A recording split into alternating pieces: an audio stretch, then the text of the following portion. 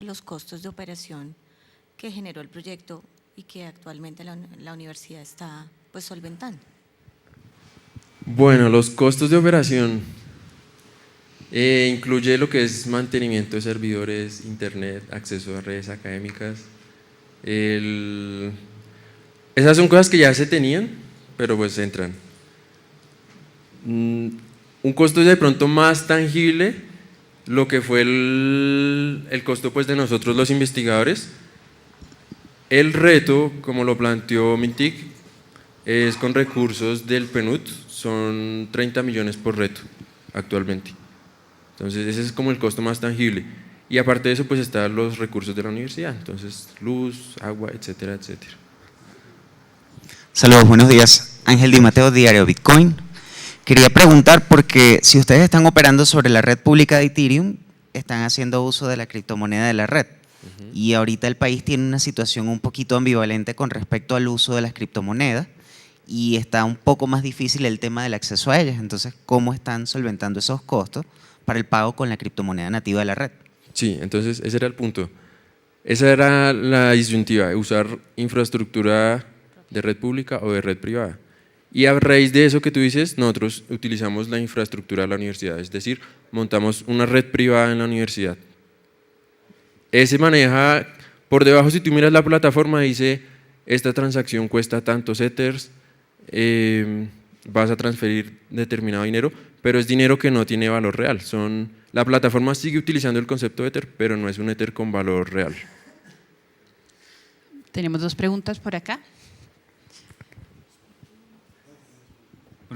Buenos días Jorge Martínez. Mi pregunta es ¿cuánto les demoró desde el día 1 hasta la finalización y puesta en marcha del proyecto? Oficialmente 2 meses, que era lo que duraba el reto. Pero siendo realistas, nosotros empezamos un poco antes y terminamos un poco después, con documentación, con trámites administrativos. Ustedes saben que es una universidad pública y hay que hacer evidencia de todo lo que uno ha realizado. Fueron 4 meses. Okay, 4 meses ¿basado en alguna metodología de proyectos? Sí y no. La metodología existe, pero cuando uno entra a la parte de desarrollo, hay que hacer las cosas, mejor dicho, sacarlas o sacarlas. Nosotros teníamos discusiones con Jorge, entonces él tenía unas ideas, yo tenía otras, queríamos tomar un rumbo, él quería tomar otro. La metodología más o menos se cumple porque todos los días uno está verificando qué se hizo y qué se va a hacer, qué se va a corregir. Scrum. Ajá, pero, o sea, a la larga uno es, mejor dicho, lo que más le rinda, cada uno hace su trabajo y lo bueno de estas discusiones que los muchachos decían, no, pero esto se la pasan es peleando. Al final de la noche, cuando ya iban a cerrar la universidad, salían las mejores ideas. Entonces llegábamos a un punto de encuentro y salían las mejores ideas, la mejor solución a los problemas. Entonces es una cosa bastante interesante. Bueno. Buenos días, Albeiro Santana, director Fondo de Publicaciones Iglecreacol Universal. Quería preguntar sobre la parte de transparencia. Como el ejercicio de usted lo hicieron con una entidad pública, ¿cuál es el nivel de confiabilidad para la lucha anticorrupción? Enlazándolo con los antitrámites, ya que se plantea en la gestión pública la digitalización. Entonces quería saber ese aspecto porque, sobre todo en la contratación, ¿no? Y la situación también de la interoperabilidad de los sistemas de las diferentes entidades. O sea, ¿cómo resolvería ese problema? Porque en la práctica eso es inoperante. Bueno, dejando un poco de lado la parte normativa, que todavía no está vigente, o sea, el blockchain todavía no ha sido oficialmente aceptado como una prueba legal, por decirlo así. Dejando de lado eso, lo que nos ofrece es quizás el mayor nivel de transparencia, porque si existe un proceso de contratación y todos nosotros como parte de ese proceso podemos tener una copia de todo lo que sucede en ese proceso, que es lo que hace la blockchain, entregarle a cada uno de nosotros una copia de lo que sucede, significa que todos nosotros podemos auditar ese proceso.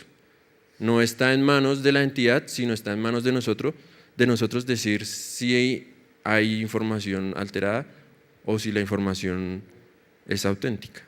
Entonces, yo creo que ofrece el mayor nivel de transparencia. Y Bueno, queda una creo última que- pregunta y continuamos con el siguiente invitado. Gracias. Mi nombre es Henry Roncancio, soy profesor de la Universidad de La Salle.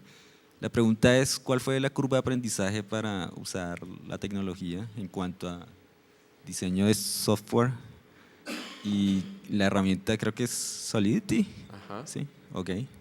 Bueno, habían cosas muy, digamos, cuando yo vi Solidity, pues se me hizo un poco sencillo porque es muy parecido a JavaScript. Pero hay otros conceptos, el mismo concepto de blockchain. Tú lo lees y dices, listo, ya entendí. Y al mes siguiente dices, fue madre, yo estaba equivocado. Entonces, es un poco engañosa. Son muchísimas cosas para aprender.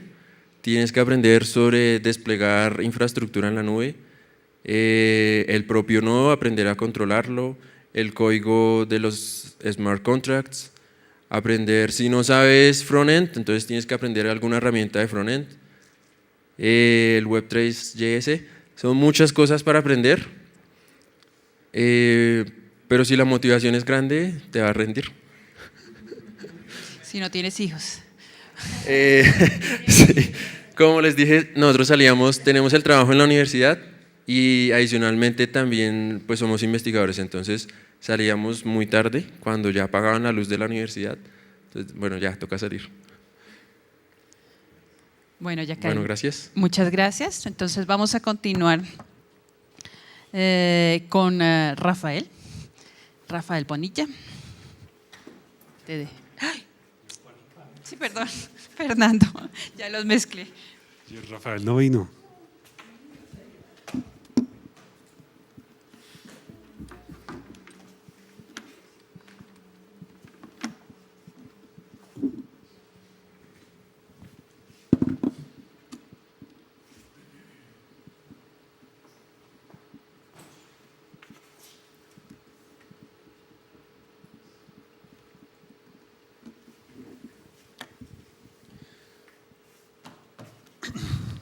Bueno, muy buenos días para todos. Como les comentaba Ana María, yo soy Fernando Bonilla, soy el director de una compañía que se llama BCN Colombia, Blockchain Consultores de Colombia. Hace 2 años venimos trabajando con proyectos de blockchain y básicamente lo que nosotros hacemos es desarrollar dApps. Les quería comentar varios conceptos previos que creo que son importantes para clarificar qué implica desarrollar sobre blockchain y sobre tecnologías DLT. A veces hay como una mezcla de conceptos y digamos se da porque entender realmente las implicaciones de la tecnología, todas sus aristas es complejo. Cambiar el desarrollo tradicional de aplicaciones web a aplicaciones descentralizadas es complejo, es rudo, tiene que cambiar la forma de pensar, tiene que pensar en sistemas que son totalmente asíncronos, sistemas que están orientados a todavía son lentos, tiene que tratar de ahorrar la mayor cantidad de recursos porque escribir en una blockchain es costoso. Entonces, quiero empezar contándoles varias cosas sobre qué hemos aprendido sobre desarrollar dApps y aclaraciones sobre conceptos que son claves para tener en cuenta en los proyectos de blockchain y de DLT. Hay algo que se insiste mucho sobre qué es exactamente blockchain como una definición un poco más categórica. Entonces hay una gráfica que les quiero presentar y es que nosotros hemos hablado mucho de bases de datos distribuidas. Las bases de datos distribuidas son tecnologías que vienen casi desde los 90 o antes, que básicamente permiten gestionar información con varios sistemas computacionales distribuidos, pero resulta que han aparecido diferentes tecnologías que han hecho un poco más preciso el manejo de información con diferentes características.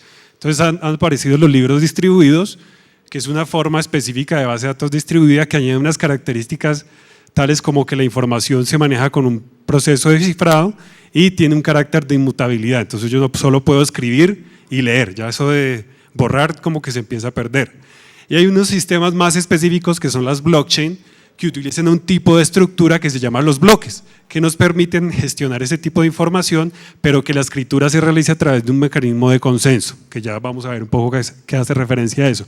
Y hay un tipo más específico de tecnologías blockchain, que son las blockchain permisionadas, que normalmente son privadas, que son diseñadas para usos específicos.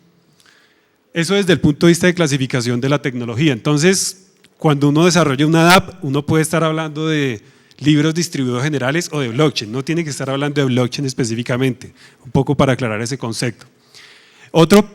Otra aclaración que les quiero hacer es sobre el punto de vista tecnológico. Los libros distribuidos generales se pueden hacer sobre varios tipos de tecnologías. Las que más se conocen son las de blockchain, que su estructura de almacenamiento es lo que se llaman los bloques. Bloques que están encadenados a través de criptografía. Pero hay otros modelos que están apareciendo. Hay un modelo que Ana María comentaba, que son los grafos acíclicos dirigidos, que son tecnologías que permiten tener una filosofía un poco de un sistema distribuido que se basa en la criptografía, que puede usar sistemas de consenso para almacenar cierto tipo de información. Y hay protocolos que están haciendo como un mix de esos dos, entre bloques y grafos dirigidos. ¿Por qué hacemos esa referencia? Porque resulta que hacer aplicaciones descentralizadas no es solo programar sobre blockchain, es un universo mucho más amplio. Hay varias discusiones sobre cuál tecnología es mejor. Entonces, el tema es que hasta ahora estamos explorando realmente el blockchain, entendiéndolo. Si hablamos de programar dApps, casi que el 90% de las dApps se hacen sobre Ethereum, pero hoy perfectamente podemos encontrar 100 protocolos o más de libros distribuidos que utilizan diferentes enfoques y resuelven diferentes problemáticas. Entonces, ahí tenemos un reto gigante. Un poco la historia de cómo han surgido las aplicaciones descentralizadas. Entonces, rápidamente arranca desde los 90 con los sistemas de bases de datos distribuidos. Entonces yo puedo hacer aplicaciones distribuidas. Casi todas las aplicaciones modernas web son sistemas distribuidos. Y a partir del 2015-2016, con la aparición de Ethereum, entonces aparece un concepto que nos permitía generar en cierta medida una manera de programación sobre blockchains específicamente, y ese tipo de programación entonces abrió la puerta para que pudiéramos en cierta medida empezar a pensar cómo podemos expresar soluciones a problemáticas que tenemos en diferentes contextos a través de estos tipos de bases de datos. La pregunta es si para todo necesitamos blockchain, ¿cierto? Se nos volvió el martillo y todo problema es una puntilla. Entonces aquí hay un espectro grandísimo de soluciones que podemos considerar. Esta es una gráfica que les quería compartir sobre cómo ha venido creciendo el desarrollo de las dApps. El 90-92% de las dApps están sobre Ethereum, pero están apareciendo dApps en muchas otras plataformas. Uno puede encontrar dApps para aplicaciones como NEN, como IOTA, como EOS, ¿cierto? Hay bastantes protocolos en los cuales ya se están empezando a desarrollar esas dApps y la pregunta es, oiga, ¿los conocemos o queremos o todo lo vamos a hacer con Ethereum porque es el más maduro o cómo va a ser el futuro de esto? Entonces hay muchos retos sobre eso. ¿Y cuáles son los tipos de aplicaciones que se están desarrollando? Lo que más se está desarrollando tiene que ver con gambling, con apuestas. ¿Por qué? Pues porque la naturaleza del blockchain es muy interesante para la ejecución de proyectos de apuestas, ¿no? Yo puedo ver cuánto es el pozo de apuesta y puedo ser más transparente en la distribución de las apuestas, pero también son muy comunes las aplicaciones que tienen relacionadas información de tipo social, CryptoKitties, aplicaciones en finanzas y los exchanges. Son como los tipos de aplicaciones que se están volviendo más comunes en el desarrollo de dApps. Y aparece también por acá una categoría que son las de gobierno, también apareciendo aplicaciones que permiten en cierta medida gestionar problemáticas relacionadas con los gobiernos. Esta gráfica me parece muy interesante presentárselas, es como una revisión que hemos realizado un poco de qué es eso del blockchain y cuando le hablan uno, oiga, eso es descentralizado, eso es transparente, eso es inmutable, pero ¿cómo se entiende realmente eso? Entonces esto se llama como un stack tecnológico de DLT, en donde podemos ver cuáles son las diferentes capas y los componentes que podemos tener en una plataforma DLT. Desde la capa de infraestructura, la capa de red, la capa de protocolo, servicios de componentes y la capa de aplicaciones. Entonces aquí, cuando uno entra a detallar este tipo de cosas, empieza la mente como a divagar porque realmente empieza a dimensionar la complejidad de desarrollar sobre dApps. Entonces, como comentaban antes, ¿dónde lo voy a desplegar? ¿Cierto? Voy a usar un modelo de minería donde cada persona puede ir a comprar su GPU, su propio ASIC y participar de la red, o voy a usar la nube de Amazon para desplegar la solución. ¿Eso es descentralizado o no? ¿Qué tal si tengo todos mis nodos en el mismo servidor? ¿Eso se denomina descentralizado o no? ¿O descentralizado implica otro tipo de cosas? La capa de red.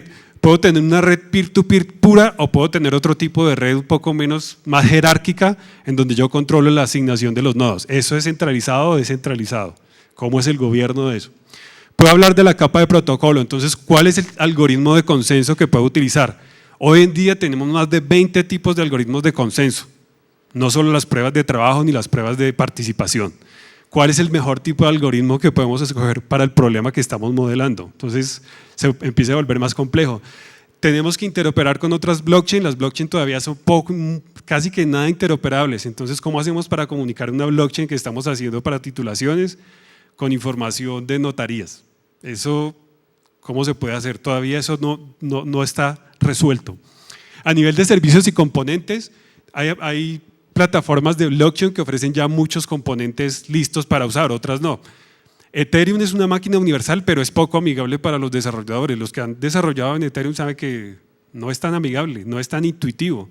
Es todavía tiene muchos truquitos. O sea, desplegar una app en Ethereum resulta siendo a veces complejo en varios componentes. Pero yo necesito una plataforma blockchain que tenga multifirmas, que tenga funcionalidades de oráculos, que pueda manejar activos digitales, que ofrezca contratos inteligentes, que tenga identidad digital integrada, cómo son todos esos componentes. Entonces, todo eso lo tengo que empezar a revisar. Y por último, qué tan fácil es desarrollar las aplicaciones, qué lenguaje soporta, ¿cierto? Qué tan amigables son los ambientes de desarrollo, qué tan grande es la comunidad de desarrollo para esa tecnología. Son factores que son importantes considerar. Entonces, cuando uno quiere desarrollar su propio proyecto de app, la pregunta es, venga, ¿cuál stack tecnológico es el que me sirve? ¿Cómo escojo yo ese stack tecnológico? Si estamos hablando que hay 100 tipos de soluciones, ¿cuál es la que mejor me sirve? Entonces uno tiene que empezar a evaluar varios factores. Tengo que hablar de privacidad. Entonces uno dice, sí, las blockchain públicas son chéveres, pero la privacidad puede verse comprometida en gran medida, ¿no? Porque la información es pública. Entonces necesito otro tipo de tecnología LT que me pueda servir la seguridad. Algunos dicen, si yo monto un proyecto en Ethereum y lo despliego en un nodo, ¿eso es blockchain o no?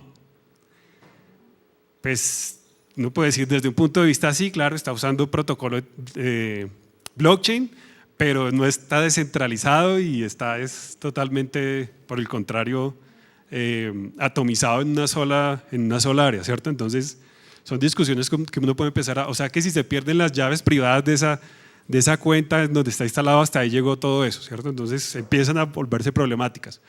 Descentralización, lo que les decía, ¿qué tan descentralizada es una plataforma? Y la descentralización puede tener varias aristas. Puede ser desde el protocolo de consenso. Entonces dice, no, es que el Bitcoin es totalmente descentralizado. Sí, pero la realidad es que el 55% del Bitcoin es controlado por una sola empresa.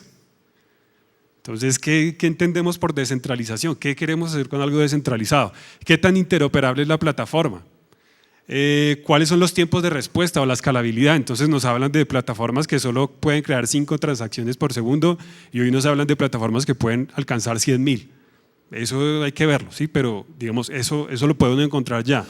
¿Cuál es el tipo de consenso y la transparencia? Que me parece importante ese concepto de transparencia. Cuando le dicen a uno a rajatabla que el blockchain es transparente, les digo pilas, porque ¿de qué estamos hablando? Tenemos una red privada y la red privada está controlada por un grupo de personas y entonces la información está cifrada, entonces díganme si eso es transparente o no. ¿Ustedes tienen acceso al código fuente de la app y saben qué está haciendo la app? No, ¿cierto? Entonces, ¿eso es transparente o no? Entonces, ¿qué entendemos por transparencia? Podemos ver los datos que están en la blockchain, podemos ver todo el código fuente de la app, podemos ver quiénes son los que están participando en la blockchain. Entonces hay que tener, creo que bastante claridad cuando arrancamos un proyecto sobre ese tipo de aspectos, qué entendemos por transparencia y cuando hablamos de transparencia, qué es lo que queremos hacer. Hay una cosa que han comentado y es que, pilas, blockchain es una tecnología y las tecnologías no se regulan. Lo que se regulan son los servicios, ese es el enfoque regulatorio. Entonces yo para cualquier proyecto en donde yo ofrezca un servicio, desde que el servicio que ofrezca cumpla con los requerimientos normativos, puedo usar blockchain. O sea, el gobierno está en total capacidad de utilizar blockchain para diferentes procesos. Estamos explorando blockchain para procesos de compras públicas, para procesos de hojas de vida pública. Necesita cambios en la regulación, recuerden, desde que el servicio final cumpla con los requerimientos legales, no hay problema. El blockchain es una tecnología. ¿Cuándo hay problema? Bueno, cuando tenemos activos digitales, criptomonedas, ahí empiezan a haber cierto tipo de consideraciones especiales, pero no hay que tampoco enredarse tanto con el uso de blockchain en esos aspectos. Entonces, uno tiene que considerar todos esos aspectos cuando está tratando de implementar una app y escogiéndolo. Esta gráfica que les quiero presentar son las famosas Hype de Gartner que nos indica cuál es el grado de madurez de una tecnología, y es para también tratar de dar como una posición un poco más conservadora sobre cómo está la tecnología blockchain y el desarrollo de las dApps. Es decir, si yo quiero arriesgarme a hacer una app, ¿qué tan preparado puede estar el mercado, la tecnología y todo para hacerlo? Entonces lo que nos dicen un poco estas curvas para este año 2018 es que ya las tecnologías de blockchain y DLT llegaron al máximo de expectativas. O sea, ya todo el entusiasmo, el boom del alza de las criptomonedas ya pasó, y lo que en este momento se está dando es que muchos proyectos blockchain y DLT se están empezando a cerrar. 95% de los proyectos de DLT y dApps mueren. Esa es la realidad. ¿Por qué? Pues porque no encuentran un modelo de negocio adecuado, porque la rentabilización de una app es compleja todavía. ¿Yo cómo gano en una app? Bueno, yo puedo vender un activo, un CryptoKitty, pero también puedo cobrar por transacciones. Entonces, ¿cómo es ese nuevo modelo de negocio cuando yo no controlo en gran medida la red? Entonces, eso es lo que está pasando. Lo que nos están diciendo es que ya pasó esa ola. En este momento muchos se van a decepcionar, y que todavía faltan de 2 a 5 años para que realmente el mercado como tal, las dApps se popularicen y empiece totalmente ya en una instancia productiva. Entonces, eso es bueno y malo. Para mí es excelente. ¿Por qué? Porque todos los que tenemos proyectos blockchain y retos, pues estamos en el momento preciso de iniciarlos, ¿cierto? Porque vamos a ser los primeros, porque vamos a ser innovadores, porque posiblemente si persistimos y logramos encontrar un nicho, logramos encontrar un modelo de negocio apropiado, vamos a tener proyectos con blockchain y DLT que van a ofrecer valor y van a ser exitosos en el futuro. Bueno, un tipo de clasificación que se les da a las dApps para entrar un poco más en el tema técnico, son más o menos 4 tipos de dApps. Entendiendo que las dApps son aplicaciones que yo desarrollo sobre entornos descentralizados, DLT, blockchain, grafos acíclicos dirigidos. Entonces, yo puedo hacer una cosa, puedo crear mi propio protocolo blockchain, puedo hacer mi propia blockchain, ¿cierto? O mi propia DLT, ese es un camino. Es un camino rudo, es complejo, ¿cierto? No se demoraría menos de 2 años si usted arranca de ceros a hacer su propia blockchain. Puedo arrancar utilizando otra blockchain, entonces simplemente lo que hago es como un altcoin. Entonces cojo la blockchain que ya existe, la copio porque son libres y empiezo a trabajar sobre esa, le empiezo a hacer modificaciones. Entonces eso es también válido, eso lo puedo hacer.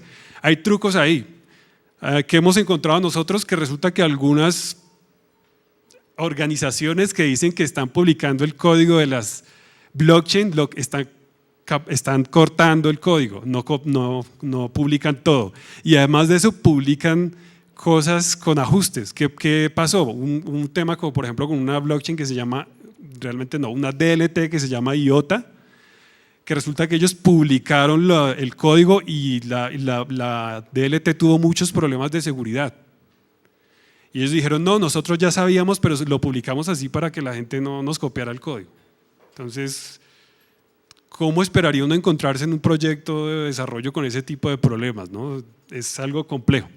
El otro tipo de app sería como utilizar una blockchain para desarrollar una app. Entonces ya utilizo Ethereum, ahí me quedó cortado, utilizo Ethereum y sobre Ethereum construyo mi app. Utilizo los APIs, utilizo los frameworks que están disponibles y empiezo a desarrollar mi propia app. Y un tipo 4 podría ser una arquitectura mixta, que creo que es lo que más se está dando en el momento. En los proyectos que hemos trabajado tienen más como esta connotación. ¿Cómo se podría ver eso? Tengo acceso a las blockchain que pueden ser privadas o públicas, de acuerdo a la naturaleza del proyecto.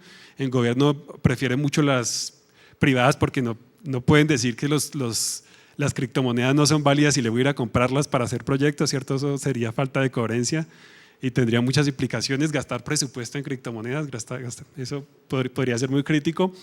Entonces yo utilizo algún conector tipo RPC para el caso de Ethereum y otras blockchain, o tipo REST, que me parece que es mucho más moderno, y me conecto con una especie de middleware que está construido en alguna tecnología como Python, .NET, Node, y ese middleware se encarga de conectarse con otro tipo de sistemas. Entonces con sistemas que tienen que realizar almacenamiento masivo como IPFS, como almacenamiento en la nube, Azure, o sistemas locales que pueden estar trabajando sobre bases de datos tradicionales.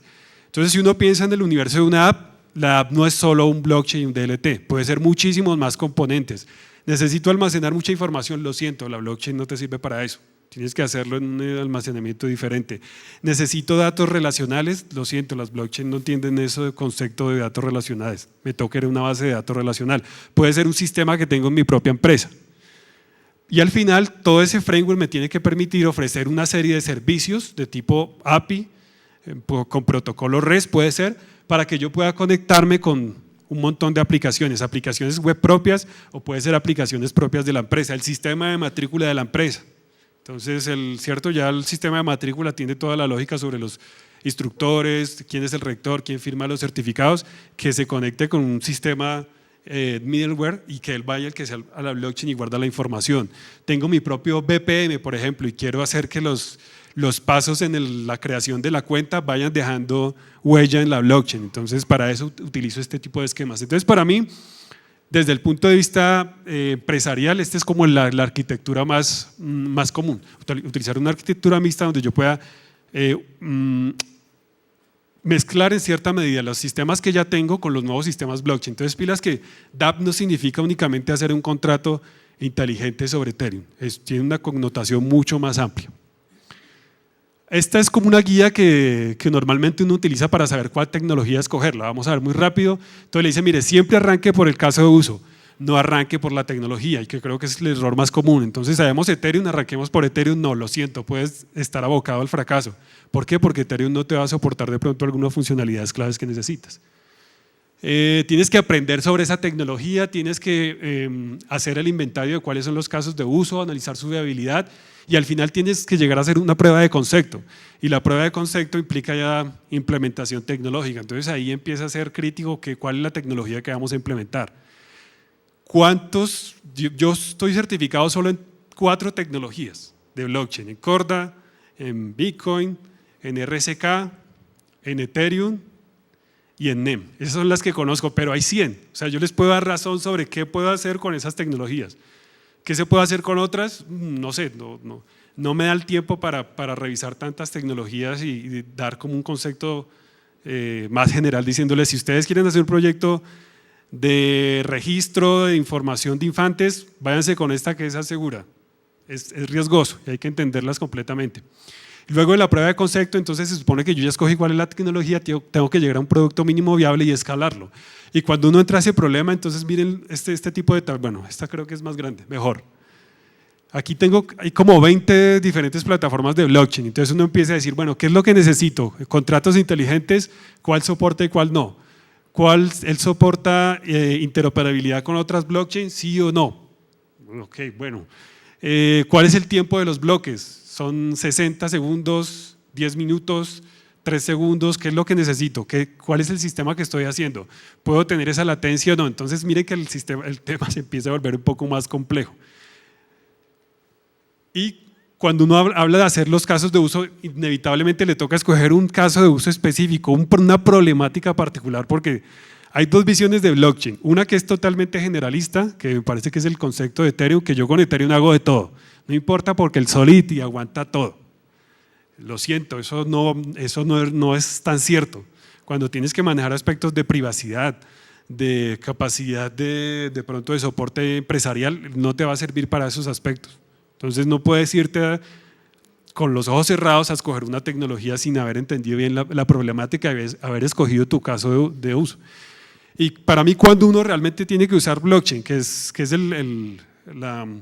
muchas veces la comparación que se hace, que es tratar de matar una cucaracha con una bomba atómica, y a veces la cucaracha va y sobrevive, ¿cierto? Porque son los únicos animales que sobreviven a la radioactividad.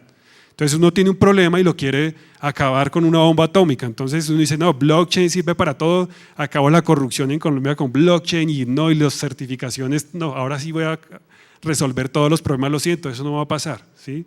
Van a existir mejoras, en ciertos aspectos, pero hay problemas que van a seguir existiendo y que yo tengo que entenderlos para ver cómo los puedo solucionar. Esta es una gráfica del HSBC, esto es una gráfica de cómo realmente blockchain puede solucionar un problema relacionado con automatización de procesamiento de cartas de crédito. Las cartas de crédito se hacen para el envío de mercancías, ¿no? A nivel internacional. Entonces dice, yo puedo utilizar a veces tecnología tradicional y puedo bajar de 100 a 74, pero si yo encuentro una buena aplicación de DLT blockchain, yo puedo saltar de 100 a 20, o sea, puedo hacer una mejora de 80%, puedo hacer una mejora significativa. Ahí, cuando encuentro ese tipo de casos, para mí es donde yo efectivamente debería utilizar blockchain. Ahí voy a encontrar el valor de utilizar este tipo de tecnologías. De resto, cuando yo tengo que hacer un esfuerzo grandísimo para bajar de 100 a 74, lo pude haber hecho con tecnologías tradicionales. No pude haber agregado, me podía haber evitado tantas